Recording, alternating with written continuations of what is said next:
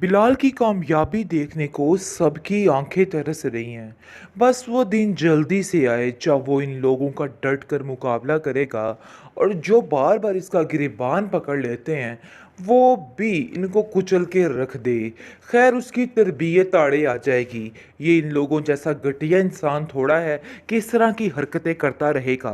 खैर जिस कदर जलील किया जा रहा है ना बेचारे बिलाल को, तो काफ़ी ज़्यादा देखने में टेंशन हो रही है जी।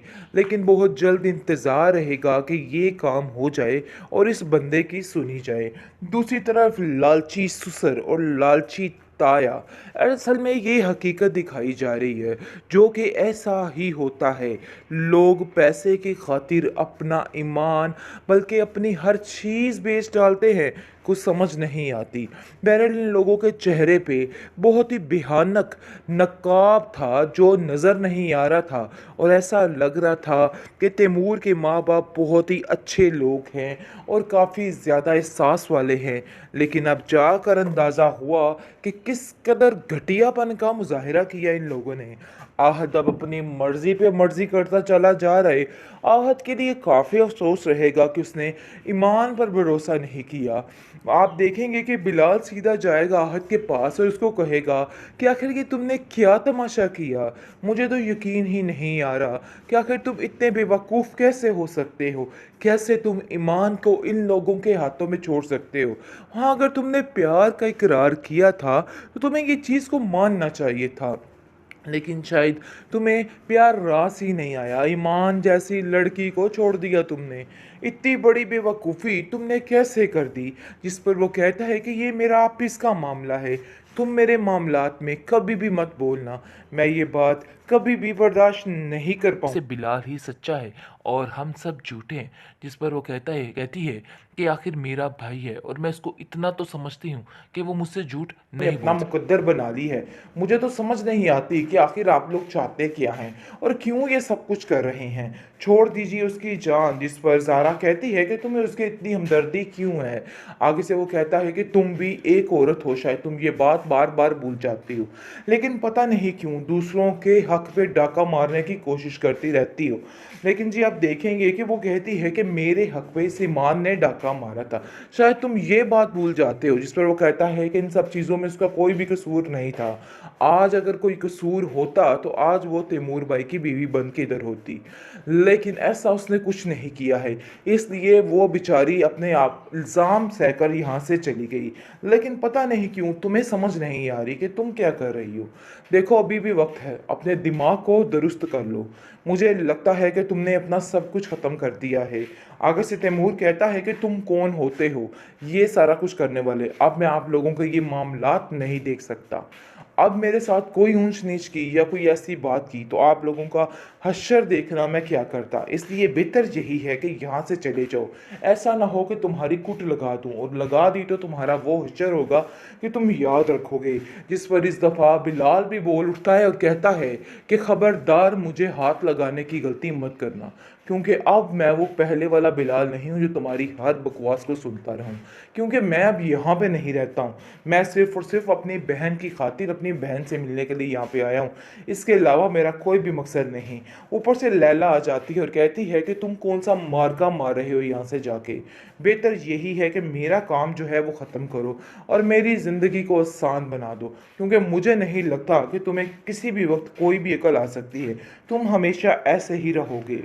बेहतरीन ड्रामा सीरियल कप के इस एपिसोड में आप देखेंगे कि रिदा बहुत ही मुखलिस तरीन लड़की है। वो आहत जैसे बेजोड़ इंसान के साथ कभी भी नहीं रह सकती है। जब उसको पता चलेगा कि आखिर क्या हो रहा है तो वो उसको एक पल नहीं लगाएगी छोड़ने में। बहरहाल आप देखेंगे कि जिस तरीके से उसको मिल मिलाप हो चुका है उसका ईमान के साथ, तो अब समझिए ये बात आगे तक जाएगी और सारे मामलात खुद ही सुधर जाएंगे। आहत की माँ जो कुछ करना चाह रही है सरासर गलत है। दूसरी तरफ तैमूर ने हर एक को ईमान के टो में लगा दिया है और काफ़ी ज़्यादा हैरानगी हो रही है।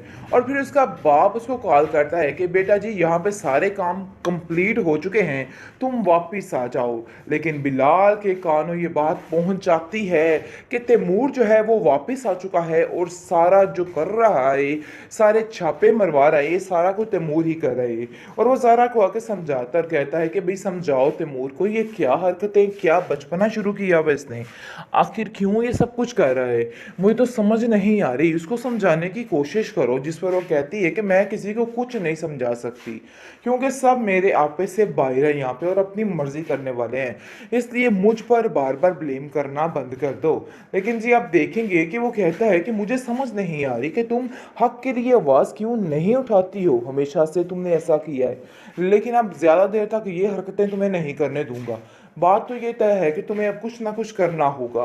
बस ये सब वेटिंग पे लगे हुए हैं कि कब इसकी सक्सेस सामने आएगी और हर चीज़ दरी की दरी रह जाएगी, क्योंकि अब इंतज़ार ही बिलाल की सक्सेस का है कि कब वो अपने परवान चढ़ेगा और सबको उनका जवाल याद करवा देगा। वो सीन क्या कमाल होगा। नाज़रीन आप देखेंगे कि बिलाल कहता है कि मुझे आप लोगों से कोई भी लेना देना नहीं है। जहाँ तक रही ईमान की बात, तो ईमान से सिर्फ और सिर्फ मेरा इंसानियत का रिश्ता है, और ये बात जितनी जल्दी हो सके आप लोगों को समझ लेनी चाहिए, क्योंकि आप लोग कुछ भी नहीं समझना चाह रहे। हर चीज़ में बेईमानी आप लोगों ने अपना मुकद्दर बना ली है। मुझे तो समझ नहीं आती कि आखिर आप लोग चाहते क्या हैं और क्यों ये सब कुछ कर रहे हैं। छोड़ दीजिए उसकी जान। जिस पर ज़ारा कहती है कि तुम्हें उसकी इतनी हमदर्दी क्यों है। आगे से वो कहता है कि तुम भी एक औरत हो, शायद तुम ये बात बार बार भूल जाती हो, लेकिन पता नहीं क्यों दूसरों के हक पे डाका मारने की कोशिश करती रहती हो। लेकिन जी आप देखेंगे कि वो कहती है कि मेरे हक पे इस ईमान ने डाका मारा था, शायद तुम ये बात भूल जाते हो। जिस पर वो कहता है कि इन सब चीज़ों में उसका कोई भी कसूर नहीं था। आज अगर कोई कसूर होता तो आज वो तैमूर भाई की बीवी बन के इधर होती, लेकिन ऐसा उसने कुछ नहीं किया है, इसलिए वो बेचारी अपने आप इल्ज़ाम सहकर यहाँ से चली गई। लेकिन पता नहीं क्यों तुम्हें समझ नहीं आ रही कि तुम क्या कर रही हो। देखो अभी भी वक्त है, अपने दिमाग को दुरुस्त कर लो। मुझे लगता है कि तुमने अपना सब कुछ ख़त्म कर दिया है। आगे से तैमूर कहता है कि तुम कौन होते हो ये सारा कुछ करने वाले। अब मैं आप लोगों के ये मामलात नहीं देख सकता। अब मेरे साथ कोई ऊंच नीच की या कोई ऐसी बात की तो आप लोगों का हश्र देखना मैं क्या करता। इसलिए बेहतर यही है कि यहाँ से चले जाओ। ऐसा ना हो कि तुम्हारी कुट लगा दूँ, और लगा दी तो तुम्हारा वो हश्र होगा कि तुम याद रखोगे। जिस पर इस दफ़ा बिलाल भी बोल उठता है और कहता है कि खबरदार मुझे हाथ लगाने की गलती मत करना, क्योंकि अब मैं वो पहले वाला बिलाल नहीं हूँ जो तुम्हारी हर बकवास को सुनता रहा हूँ।